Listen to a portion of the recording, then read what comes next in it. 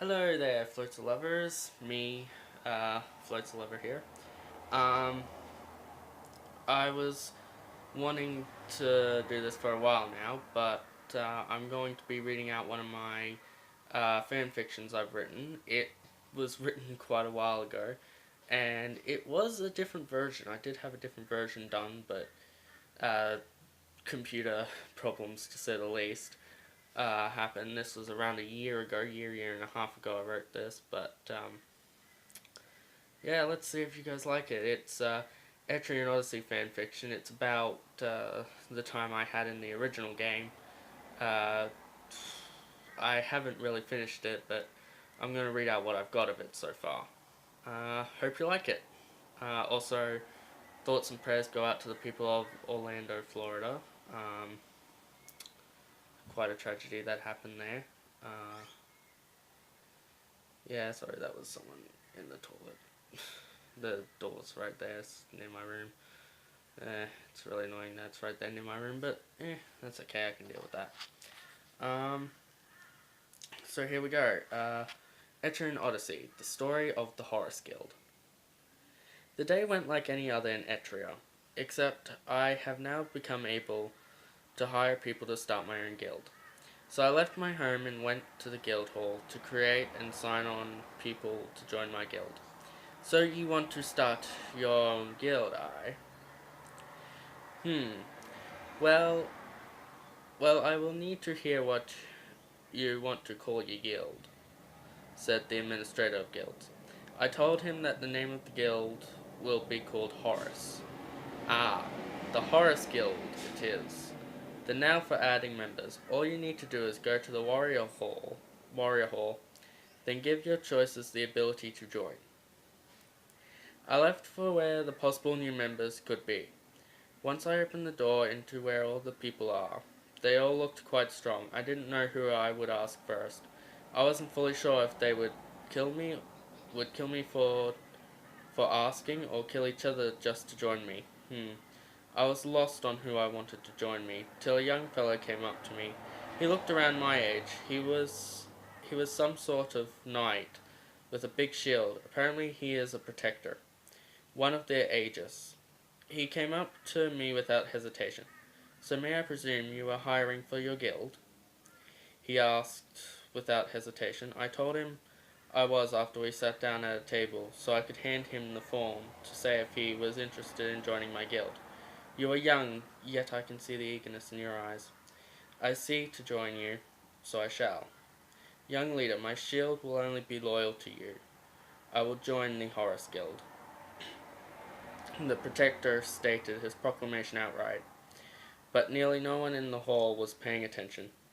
We both stood and shook hands, and I asked him what his name was. My name is Sir Elivel Wilder, from Cannes. Sir Elivel grabbed his large shield, and then we decided to move together. Time went on, and I still had to find 4 more people to join my guild. If I may suggest someone to join our ranks, I nodded. A good person to ask is a survivalist to join us, as they can be useful on quests. I know a survivalist named Rosalind Wester. She tends to spend her time over at the bar, as she is quite the drinker. Sir Elivel pointed her out. We both walked to the bar and saw her sitting and drinking herself into a stupor. To me, she looked quite scary, but I still decided to fess up and ask her to join my guild. So you are asking me to join you, an upstart, as a guild member. Well, I will tell you this, boy. You have guts to ask me to join an upstart guild, with currently 1 member. Rosalind spoke as if both surprised with my ambition to become a guild master, and revile as she must have felt I was degrading her reputation, trying to make her a joke to the others in the hall. I had told her about why I wanted to be a guild master. Well, your dream sounds like something that will be difficult to reach. I like a challenge, however, so I will join your guild. But I have a condition. If you decide not to strive for your dream or give up on it, I promise I will leave this guild. Rosalind's offer was hard to refuse, so I told her I agreed to her terms of joining my guild. I knew I would never give up on the dream I strive for, to become a legendary guild master and conquer what other guilds could not. Rosalind suggested to me to find an alchemist to join the guild. Alchemists can be quite useful in a guild, as their elemental abilities can aid in felling even the most powerful of beasts. I know an alchemist named Charlie. I know an alchemist. His name is Charlie. He is sleeping in one of the rooms upstairs. Anyway, he is quite powerful, but you should be warned that waking him up will lead to certain death. Also, he can be quite scary and silent, but he would be quite the asset. Rosalind's explanation of Charlie made me think this guy was someone whom had the attitude of a cat. Rosalind decided to head up the stairs to Charlie's room with me. Sir Elivel with me and Sir Elivel, as to make sure he didn't kill us. We reached the stairs, then heard a scream come from up the flight of stairs. That sounded like someone got spooked by something. Sir Elivel's point was quite accurate, especially when the two people whom screamed came running down the stairs. Rosalind swiftly grabbed the second person by the collar, pulling him back up the step. "What are you two running and screaming from?" The person Rosalind was holding looked as white as a ghost and as scared as children are at night. He told us he and his friend walked into a room with a demon inside of it. Rosalind, as swiftly as she grabbed him, let him go. After she dropped him, he ran for the door, out of the guild hall. Those louts must have approached Charlie as he was just waking up. Rosalind laughed, and then we continued up the stairs. The idea of this Charlie fellow being as scary as a demon sent a chill down my spine. But as we reached the end of the steps and went to his room, the chill felt like it was getting worse. In fact, my body felt like it was a block of ice. We all entered Charlie's room, and he was just sitting on his bed with a red stone. Charlie has black hair that waved to and fro due to the breeze entering from the window. "Hello, Charlie." Rosalind walked up to Charlie, and from what I could see was standing in the door arch. He was smiling. Charlie stood up, and as he turned towards me, I saw his eyes. They were deep red, just like a demon's eyes. His stare gave me another chill, and for the first time I had felt a true terror. "So are you going to continue standing there?" Charlie's voice sounded deep, but at the same time gentle. I was still frozen to the spot I was in, still terrified by Charlie. I started to shiver. "Cold?" Charlie stared at me in curiosity from what I could tell. But I was too frightened to speak. Eventually the chill I had gotten from the initial sight of Charlie had disappeared. Slightly, anyway. I approached him with a joining form. "So you want me to join your guild?" Interesting. But why do you want me to join you? And why did you start a guild in the first place?" Charlie's question made me think a little about why I wanted to start a guild, but I told him the story and my reason. I wanted to start a guild in order to follow in my father's footsteps and be the guild master of a legendary guild, to become a legend in history. After I told Charlie why I wanted to start a guild and wanted him part of the Horris guild, he gave me the red stone he was holding. It is called a firestone. Called that due to its ability to grant the owner of the stone the ability to use fire magic. I have decided to join your guild, but I do have conditions. 2, in fact. 1 is that I am allowed to take naps, and 2 is that you don't wake me up. Got it? Charlie's conditions to me seemed peculiar, but they were agreeable, and as such I agreed to them, and now Charlie was part of my guild. So we just need 2 more people. I suggest someone whom can use healing magic, as chances are we will get hurt on quests. and having a medic will help us continue on with any quest. Sir Elevel pointed us in the direction out of the room and down into the small medical room, where most of the medics were.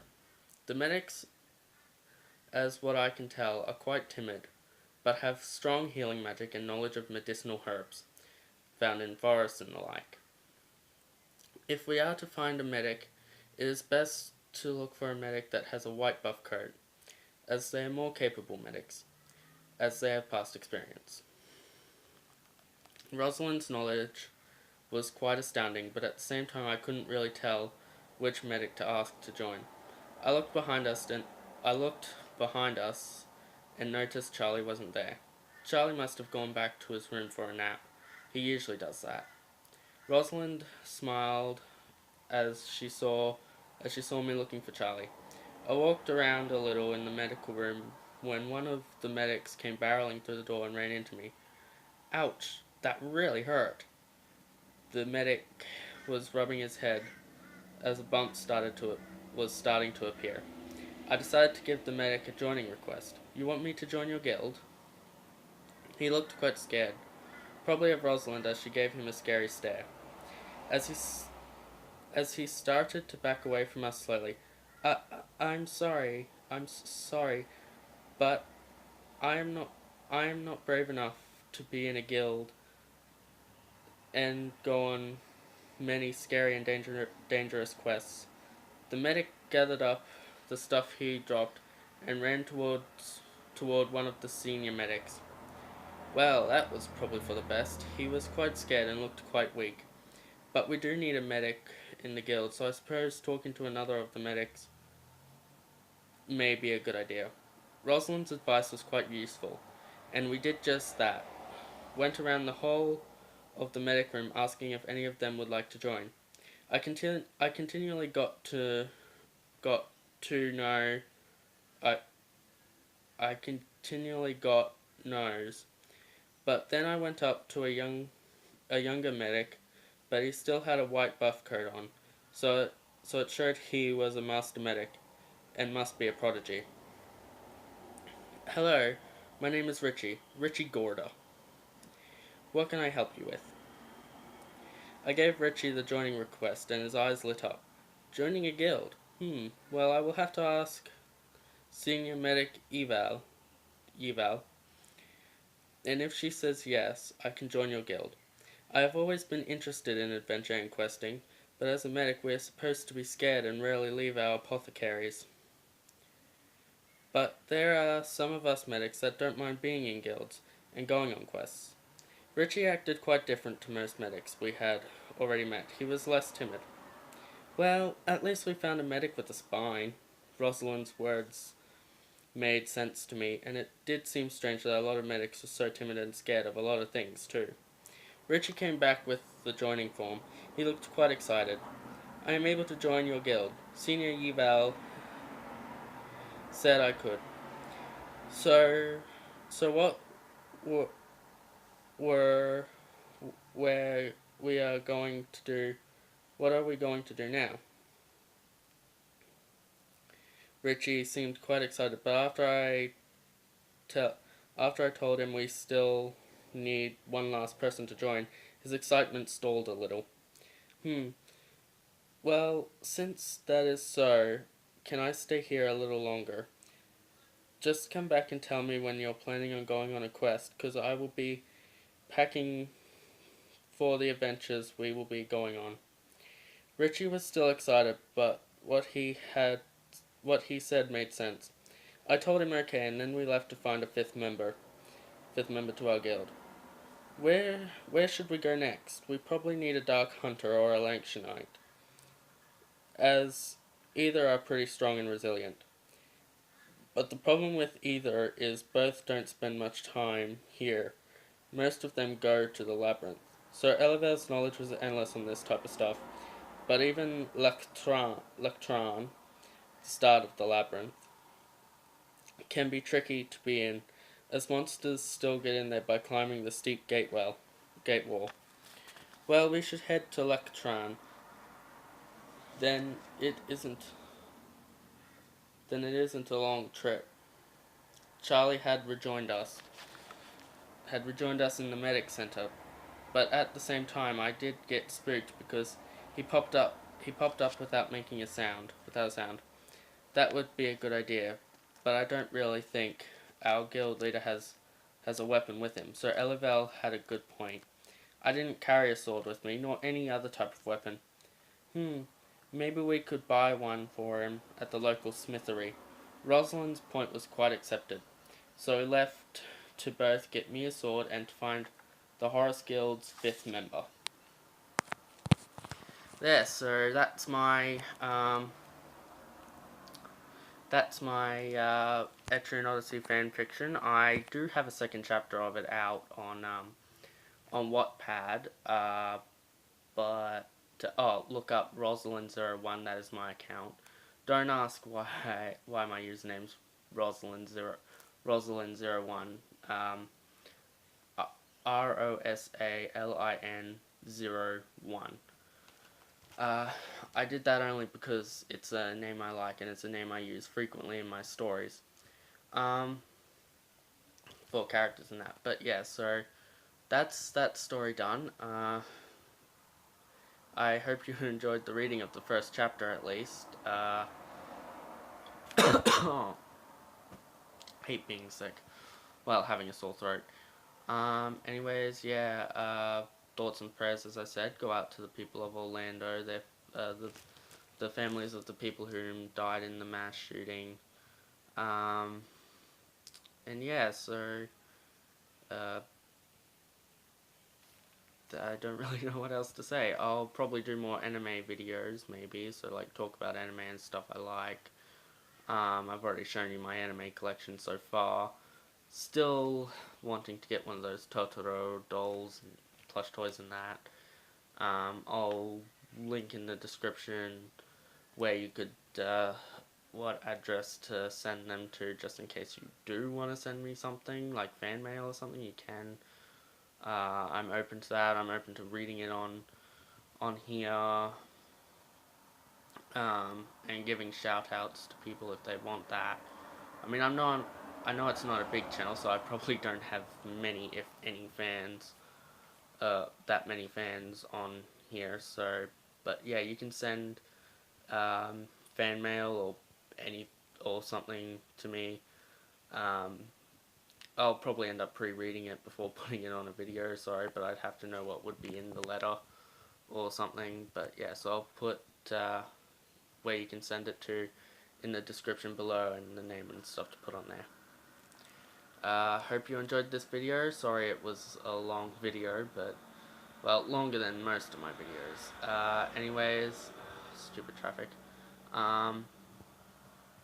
Thank you for all watching my videos, by the way. It was really nice. Yeah, so, see you later, floats lovers.